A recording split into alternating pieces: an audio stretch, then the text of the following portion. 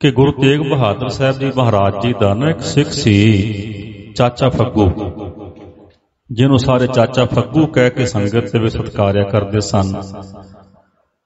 बिहार विच पटना साहब के नेड़े सासाराम नाम का एक नगर है, उत्थों का वो रहने वाला है, जो संगत के विचों कार भेटा की उगराही करके ते गुरु चरना विच भेजदा। एक बार कार भेटा उगराही करने वास्ते वो नगर विच गया। एक सिख के घर विच जाके आवाज दी कि भाई सिखो, मैं गुरु चरना विच जाना, जेड़ी तुसी कार भेटा दसवंध दी माया जां कोई रस्ता बस्ता गुरु घर विच भेजणियां ने मैनू दे दिओ, मैं जाके गुरु घर विच भेंट कर दियां। और इतिहास कहता है कि वह सिख घर विच नहीं सी, उहदे घर वाली उहदी पत्नी घर विच विहड़े विच झाड़ू मार रही सी। वो झाड़ू मारदी होई चाचे फग्गू नूं कहंदी है कि चाचा जी, सिख तुहाडा घर नहीं ते दोबारा घर होणगे ते कार भेटा उगराही जिहड़ी है सेवा जिहड़ी है वो लै जाए। वो फिर कहण लगे, बीबा बजुर्ग शरीर है, घर विच पता होंदा कि आपां गुरु घर वास्ते की भेटा देनी है। बीबा जो भी भेटा देनी है ना, वो तो मेरे झोली विच पा ते मैं जाके गुरु घर विचों भेंट करां। इतिहास विच जिक्र मिलदा है कि वो बीबी जिहड़ी अपने विहड़े दे विच झाड़ू फेर रही सी ना, ते जेड़ा उहने घर दे विच कूड़ा इकट्ठा कीता, उस कूड़े दे विच एक बेर दी जूठी गिटक सी, बीज बेर दा खाधा होया। उस बीबी ने सुहास ही उहदा गुस्से विच आई ने बुक भरिया कूड़े दा ते चाचे फग्गू दी झोली विच पा दिता। वो चाचा फग्गू सतनाम आके असीस दे के तुर पिया, अपने घर विच गया ते अपने घर विच विहड़े दे विच उहने जिहड़ा कूड़ा सी ना वो ढेरी कर दिता। समा पा के ते उत्थे एक छोटा जिहा बृछ पैदा होया, बेरी दा बृछ। हौली हौली करके वो रुख वड्डा होया। घर दे दरवाजे वड्डे लाए सन, लोकां ने मजाक करया करना कि किथे तू गरीब ते किथे शहनशाह गुरु तेग बहादुर साहब जी महाराज, वो तेरे घर थोड़ी आउणगे, क्योंकि गरीब नूं हर एक बंदा जिहड़ा अमीर है वो मखौल करया करदा है। गरीब नूं हर थां ते मखौल कीता जांदा, चाहे वो कोई सभा होवे चाहे कोई सत्थ होवे, हर एक बंदा उहदी वेशभूषा नूं वेख के ते उहनूं दुरकारदा है। कहंदे कि कोई अमीर बंदा किते सभा विच जाके सारी दी सारी गल झूठी कर देवे ते लोग उहनूं वाह वाह करदे नहीं थकदे। कहंदे बहुत वधिया है, चाहे शरेआम झूठ बोल रहा होवे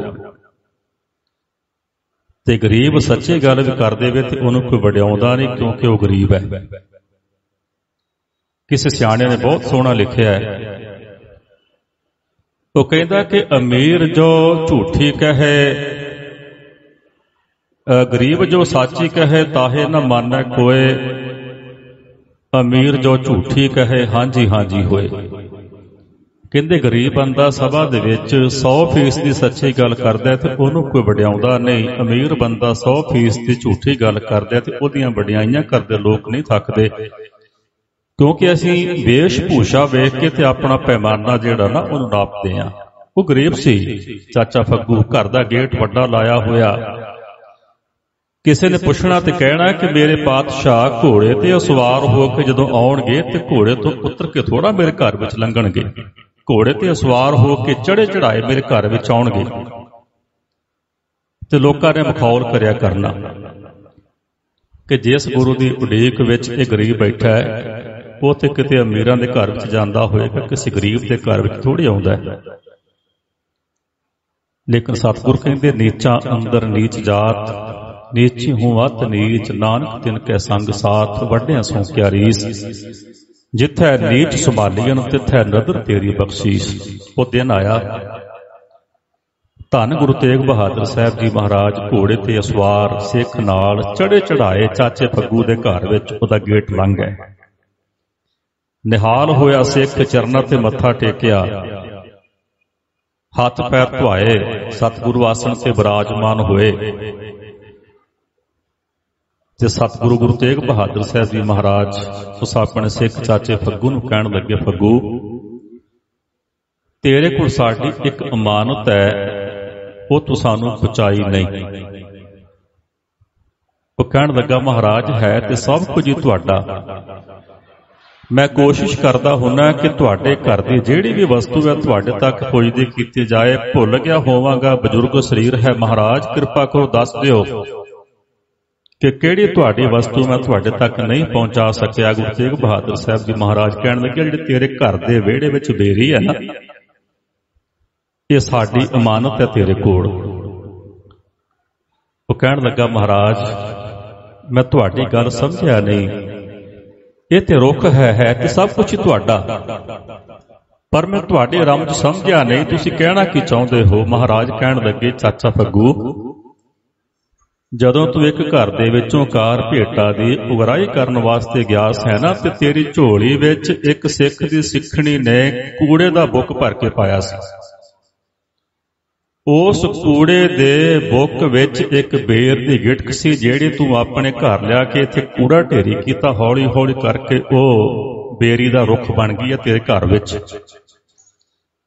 ਐਸੀ ਚਾਹੁੰਦੇ ਆ ਕਿ ਤੂੰ ਇਸ ਬੇਰੀ ਦੇ ਬੇਰ ਸਾਡੇ ਤੇ ਸਿੱਖਾਂ ਨੂੰ ਤੇ ਸਾਨੂੰ ਛਕਾ, ਤਾਂ ਕਿ ਉਸ ਸਿੱਖ ਦੇ ਘਰ ਦੀ ਝੂਠੀ ਗਿਟਕ ਥਾਂ ਪੈ ਜਾਏ। ਇਹ ਹੈ ਗੁਰੂ ਦਾ ਬਿਰਦ।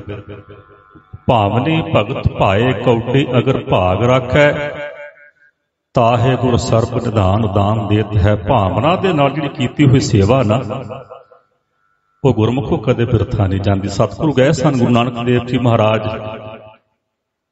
ਧਰਤੀ ਦਾ ਭਰਮਣ ਕਰਦੇ ਕਰਦੇ ਇੱਕ ਨਗਰ ਵਿੱਚ ਗਏ। ਇੱਕ ਬੱਚੇ ਨੇ ਸਤਿਗੁਰਾਂ ਨੂੰ ਹੋਲਾਂ ਛਕਾਈਆਂ। ਹੋਲਾਂ ਕਹਿਣ ਲੱਗਾ, ਮਹਾਰਾਜ ਮੈਂ ਤੁਹਾਡੇ ਵਾਸਤੇ ਪ੍ਰਸ਼ਾਦਾ ਤਿਆਰ ਕਰਵਾ ਕੇ ਲਿਆਵਾਂ ਨਗਰ ਤੋਂ, ਤੁਹਾਡੇ ਵਾਸਤੇ ਬਿਸਤਰਾ ਲਿਆਵਾਂ। ਤੇ ਮਹਾਰਾਜ ਉਹਦੀ ਬਾਂਹ ਫੜ ਕੇ ਕਹਿਣ ਲੱਗੇ, ਸੱਥਰ ਤੇਰਾ ਲੇਫ ਨਿਹਾਲੀ, ਭਾਉ ਤੇਰਾ ਪਕਵਾਨ, ਨਾਨਕ ਸਿਫਤੀ ਰੱਜਿਆ, ਆਓ ਬੈਠ ਸੁਲਤਾਨ। ਉਹਨੂੰ ਸੁਲਤਾਨ ਕਹਿ ਕੇ ਧੰਨ ਗੁਰੂ ਨਾਨਕ ਦੇਵ ਜੀ ਮਹਾਰਾਜ ਨੇ ਪੁਕਾਰਿਆ। ਸਾਰੀ ਰਾਤ ਉਹਨੇ ਗੁਰੂ ਸਾਹਿਬ ਦੀ ਸੰਗਤ ਕੀਤੀ। ਸਵੇਰ ਹੋਈ ਨਾ, ਆਪਣੇ ਘਰ ਨੂੰ ਚੱਲਿਆ ਹੈ। ਇਤਫਾਕ ਨਾਲ ਰਾਤ ਉਸ ਨਗਰੀ ਦੇ ਰਾਜੇ ਦੀ ਮੌਤ ਹੋ ਗਈ। ਉਸ ਵਕਤ ਇੱਕ ਰਿਵਾਜ ਹੋਇਆ ਕਰਦਾ ਸੀ, ਜੇਕਰ ਰਾਜੇ ਦਾ ਉੱਤਰਾਧਿਕਾਰੀ ਅੱਗੋਂ ਕੋਈ ਨਾ ਹੋਵੇ ਤੇ ਜਿਹੜੇ ਵਜ਼ੀਰ ਹੋਇਆ ਕਰਦੇ ਸਨ, ਉਹਨਾਂ ਨੇ ਸ਼ਹਿਰ ਦੇ ਦਰਵਾਜ਼ੇ ਸਾਰੇ ਬੰਦ ਕਰ ਦੇਣੇ, ਇੱਕ ਦਰਵਾਜ਼ਾ ਖੁੱਲ੍ਹਾ ਰੱਖਣਾ, ਤੇ ਜਿਹੜਾ ਸਭ ਤੋਂ ਪਹਿਲਾਂ ਸ਼ਹਿਰ ਦੇ ਵਿੱਚ ਪ੍ਰਵੇਸ਼ ਕਰਨਾ ਉਹਨੂੰ ਫੜ ਕੇ ਤੇ ਰਾਜਗੱਦੀ ਦਾ ਤਿਲਕ ਦੇ ਦਿਆ ਕਰਨਾ ਕਿ ਅੱਜ ਤੋਂ ਸਾਡਾ ਰਾਜਾ ਇਹ ਹੈ। ਸਰਬਸੰਮਤੀ ਦੇ ਨਾਲ ਇਹ ਕਾਨੂੰਨ ਸੀ। ਉਸ ਨਗਰੀ ਦਾ ਰਾਜਾ ਜਿਸ ਦੀ ਰਾਤ ਮੌਤ ਹੋ ਗਈ, ਵਜ਼ੀਰਾਂ ਨੇ ਸਲਾਹ ਕੀਤੀ ਕਿ ਉੱਤਰਾਧਿਕਾਰੀ ਅੱਗੇ ਕੋਈ ਨਹੀਂ, ਸ਼ਹਿਰ ਦੇ ਸਾਰੇ ਦਰਵਾਜ਼ੇ ਬੰਦ ਕਰ ਦਿੱਤੇ ਜਾਣ, ਇੱਕ ਦਰਵਾਜ਼ਾ ਖੁੱਲ੍ਹਾ ਰੱਖਿਆ ਜਾਏ।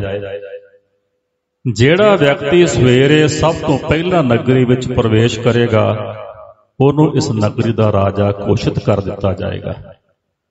ਉਧਰੋਂ ਉਹ ਜਿਹੜਾ ਨੌਜਵਾਨ ਜਿਹਨੇ ਗੁਰੂ ਸਾਹਿਬ ਦੀ ਸੇਵਾ ਕੀਤੀ ਸੀ ਨਾ ਰਾਤ, ਜਿਹਨੂੰ ਸਤਿਗੁਰਾਂ ਨੇ ਇਹ ਕਿਹਾ ਸੀਗਾ ਕਿ ਨਾਨਕ ਸਿਫਤੀ ਰੱਜਿਆ, ਆਓ ਬੈਠ ਸੁਲਤਾਨ। ਸੁਲਤਾਨ ਤਾਂ ਰਾਤ ਹੀ ਗੁਰੂ ਸਾਹਿਬ ਨੇ ਬਣਾਤਾ, ਉਹਦੇ ਨਸੀਬ ਬਦਲ ਦਿੱਤੇ।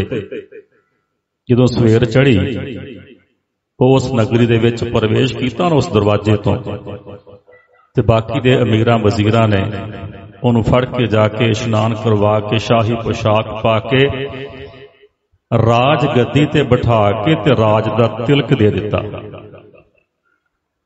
ਇੱਕ ਹੋਲਾਂ ਛਕਾਈਆਂ ਧੰਨ ਗੁਰੂ ਨਾਨਕ ਦੇਵ ਜੀ ਮਹਾਰਾਜ ਨੂੰ, ਤੇ ਗੁਰੂ ਨਾਨਕ ਦੇਵ ਜੀ ਮਹਾਰਾਜ ਦੀ ਸੰਗਤ ਕਰਨ ਕਰਕੇ ਉਸ ਨੌਜਵਾਨ ਨੂੰ ਰਾਜ ਭਾਗ ਦੀ ਪ੍ਰਾਪਤੀ ਹੋ ਗਈ।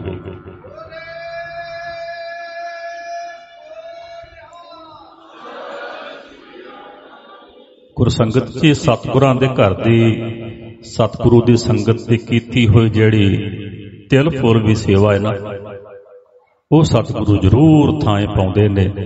ਔਰ ਸਤਿਗੁਰੂ ਗੁਰੂ ਰਾਮਦਾਸ ਜੀ ਮਹਾਰਾਜ ਦੇ ਘਰ ਦੀਆਂ ਵਡਿਆਈਆਂ ਆਪ ਸਭ ਸੰਗਤਾਂ ਕਰ ਰਹੇ ਹੋ। ਸਤਿਗੁਰਾਂ ਨੇ ਪੂਰੀ ਲੋਕਾਈ ਦੇ ਉੱਤੇ ਪਰਉਪਕਾਰ ਕੀਤਾ ਕਿ ਇਸ ਮਹਾਨ ਰਾਜ ਤੀਰਥ ਨੂੰ ਸਤਿਗੁਰਾਂ ਨੇ ਸਾਡੇ ਚੰਗੇ ਭਾਗ ਕਿ ਸਾਨੂੰ ਇੱਥੇ ਰਹਿਣਾ ਨਸੀਬ ਹੋਇਆ, ਸਾਨੂੰ ਇੱਥੇ ਸਾਹ ਲੈਣਾ ਨਸੀਬ ਹੋਇਆ।